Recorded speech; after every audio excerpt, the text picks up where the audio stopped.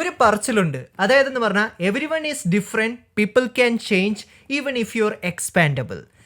ഈ പറഞ്ഞ കോട്ടാണ് സത്യം പറഞ്ഞതിൻ്റെ ഡയറക്ടറായിട്ടുള്ള ബോൺ ജോ ഹോ നമ്മൾ ഈ ഒരു സിനിമ കൊണ്ട് കാണിച്ചു തരാൻ ഉദ്ദേശിക്കുകയാണെന്നാണ് എനിക്ക് ഈ ഒരു സിനിമ കണ്ടു കഴിഞ്ഞപ്പോൾ എനിക്ക് പേഴ്സണലി എനിക്ക് തോന്നിയിട്ടുണ്ടായിരുന്നത്.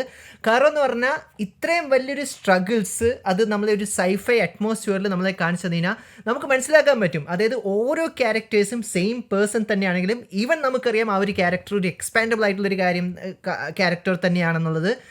ബട്ട് ആ ഓരോ ക്യാരക്ടറും, അതായത് ഓരോ നമ്പേഴ്സുള്ള ആ ഒരു ക്യാരക്ടറും അവരെല്ലാവരും ഓരോ ഇൻഡിവിജ്വൽസ് ആണ്.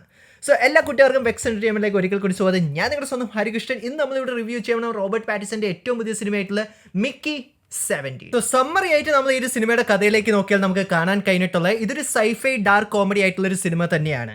അതായത് പറഞ്ഞാൽ ഒറ്റ വാക്കി ഇതിൻ്റെ സമ്മറൈസ്ഡ് വേർഷൻ എന്താണെന്ന് ചോദിച്ചു കഴിഞ്ഞാൽ കുറേ ആൾക്കാർ ചേർന്നിട്ട് എർത്തിൽ നിന്ന് മറ്റൊരു പ്ലാനറ്റിലേക്ക് ഇൻഹാബിറ്റ് ചെയ്യാൻ വേണ്ടി പോകുന്ന സമയത്ത് റോബർട്ട് പാറ്റിസൻ്റെ ഈ ഒരു ക്ലോൺ ആയിട്ടുള്ള മിക്കി എന്ന് പറഞ്ഞ ക്യാരക്ടർ ഉണ്ട്. ആൻഡ് ആ ഒരു ക്യാരക്ടർ എക്സ്പാൻഡബിൾ ആയിട്ടുള്ള ഒരു ക്യാരക്ടർ തന്നെയാണ്. അതായതെന്ന് പറഞ്ഞാൽ മിക്കിക്ക് 1, 2, 3, 4 എന്ന് പറഞ്ഞിട്ടുള്ള ഒത്തിരി വേർഷൻസ് ഉണ്ട്. ബട്ട് നമ്മുടെ സ്റ്റോറി ഫോക്കസ് ചെയ്തേക്കണം മിക്കി 70-നെയും മിക്കി 80-ൻ്റെയും ഫോക്കസിലാണ് നമുക്ക് ഈ സ്റ്റോറി നമുക്ക് കാണാൻ കഴിഞ്ഞിട്ടുള്ളത്. ആൻഡ് ഈ പറഞ്ഞ മിക്കികളെല്ലാം മരിക്കുന്ന രീതികൾ, കാരണം അവർ എക്സ്പെൻഡബിൾ ആയിട്ടുള്ള ഒരു ക്യാരക്ടേഴ്സാണ്. സോ അവർ മരിക്കുന്ന കാര്യങ്ങളെല്ലാം നമുക്ക് ഇതിനകത്ത് കാണാൻ കഴിഞ്ഞിട്ടുണ്ട്. എൻ്റെ ഒരു ഊഹം ശരിയാണ്, ഇത് ഏതൊരു നോവലിനെ ബേസ് ചെയ്താണ് അവർ ചെയ്തിട്ടുള്ളതെന്ന് എനിക്ക് തോന്നുന്നു.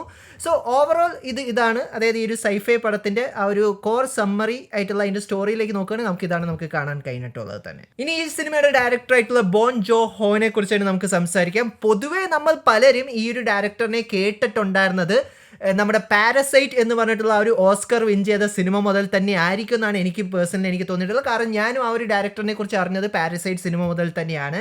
ആൻഡ് അതിനുശേഷം ഈ ഒരു ഡയറക്ടർ എനിക്ക് തോന്നുന്ന ഹോളിവുഡ് ചെയ്തിട്ടുള്ള ഇത്രയും വലിയൊരു പടം അത് വേറെ ഉണ്ടെന്ന് എനിക്ക് തോന്നില്ല. അത് മിക്കി 70 തന്നെയാണ്. ആൻഡ് അതുകൊണ്ട് തന്നെ നല്ലൊരു എക്സ്പീരിയൻസ് ആയിട്ടുള്ളൊരു ഡയറക്ടർ തന്നെയാണ്. ആൻഡ് പുള്ളിക്കാരൻ്റെ ആ ഒരു ഡയറക്ഷൻ ആണെങ്കിലും സിനിമയ്ക്കകത്ത് അവർ ആ ഒരു സൈഫയ്ക്ക് വേണ്ടി കാണിച്ചിട്ടുള്ള ഓരോ അറ്റ്മോസ്ഫിയർ, അതിൻ്റെ കോഡിയോഗ്രഫി എല്ലാം ഭയങ്കര വെല്ലായിട്ടുള്ള രീതിയിൽ പുള്ളിക്കാരൻ എക്സിക്യൂട്ട് ചെയ്തതുപോലെ തന്നെയാണ് ഈ ഒരു സിനിമ കണ്ടുകഴിഞ്ഞപ്പോൾ എനിക്ക് പേഴ്സണലി എനിക്ക് തോന്നിയിട്ടുണ്ടായത്.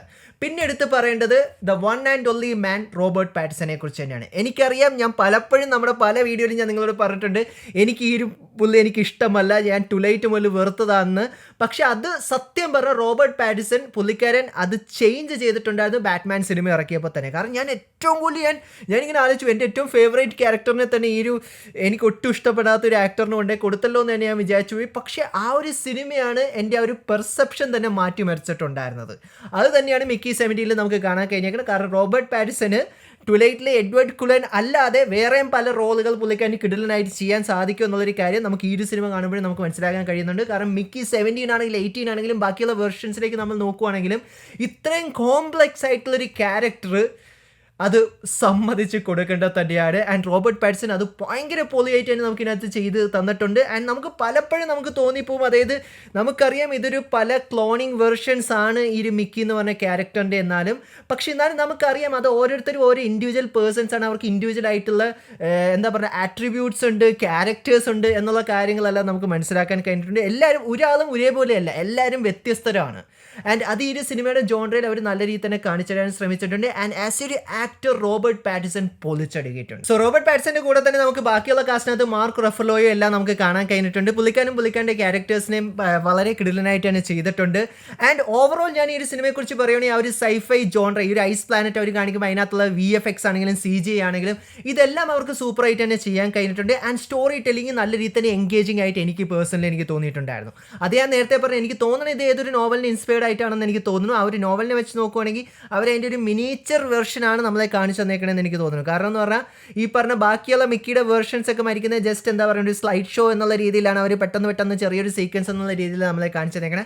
കുറച്ചും കൂടി ഇൻട്രസ്റ്റിംഗ് ആക്കായിരുന്നു എനിക്ക് തോന്നിയിട്ടുണ്ടായിരുന്നു. പക്ഷേ ഓവറോൾ ഇതിൻ്റെ ഡയറക്ഷൻ ആണെങ്കിലും കോഡിയോഗ്രഫി ആണെങ്കിലും അതുകൂടാതെ തന്നെ സ്റ്റോറി പ്ലോട്ട് ലൈൻ ആണെങ്കിലും എനിക്ക് നല്ല രീതിയിൽ തന്നെ എനിക്ക് ഇഷ്ടപ്പെട്ടു.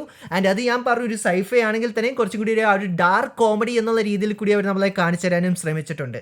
ആൻഡ് ഇതിൻ്റെ ഡയറക്ടർ സൂപ്പറായിട്ട് തന്നെ എക്സിക്യൂട്ട് ചെയ്യാനും പുള്ളിക്കാരന് കഴിഞ്ഞിട്ടുണ്ട്.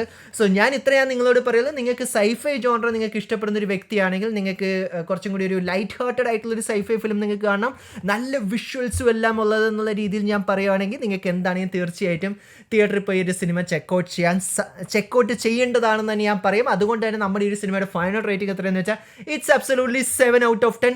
നിങ്ങളുടെ പേഴ്സണൽ ഫേവറേറ്റ് റോബർട്ട് പാറ്റിസന്റെ സിനിമ ഏതാണ് എന്നുള്ള കാര്യങ്ങൾ കമന്റ് ബോക്സിൽ കമന്റ് ചെയ്യാൻ തന്നെയാണ്. ഇനി ട്വിലൈറ്റ് ആണെങ്കിൽ ട്വിലൈറ്റിൻ്റെ ഏത് പാർട്ടാണെന്നുള്ളൊരു കാര്യം കമന്റ് ബോക്സിൽ കമന്റ് ചെയ്യാവുന്നതാണ്.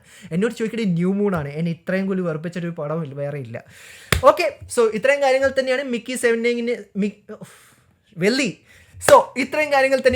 17നെ കുറിച്ച് എനിക്ക് നിങ്ങളായിട്ട് പങ്കുവയ്ക്കാനുള്ള ഒരു കാര്യം. നിങ്ങൾക്ക് ഈ വീഡിയോ ഇഷ്ടപ്പെട്ടിട്ടുണ്ടെങ്കിൽ ലൈക്കും ഷെയറും ചെയ്യാൻ തന്നെയാണ്. പിന്നെ നമ്മുടെ ചാനലിനെ സപ്പോർട്ട് ചെയ്യണമെന്ന് നിങ്ങൾക്ക് തോന്നുന്നുണ്ടെങ്കിൽ നിങ്ങൾക്ക് ദയവ് ചെയ്ത് സബ്സ്ക്രൈബ് ചെയ്യാവുന്നത് തന്നെയാണ്. കാരണം നമുക്ക് എന്താണെങ്കിൽ നമ്മുടെ ഗോൾ എത്തണം 100K. നിങ്ങൾ എല്ലാവരും വിചാരിക്കണം എന്നാൽ മാത്രം നമ്മുടെ ഒരു ചെറിയ ഫാമിലി നമുക്ക് വലുതാക്കാൻ സാധിക്കുള്ളൂ. So once again, thank you so much for watching this video guys. Stay safe guys, stay awesome. See you guys next episode. Watch.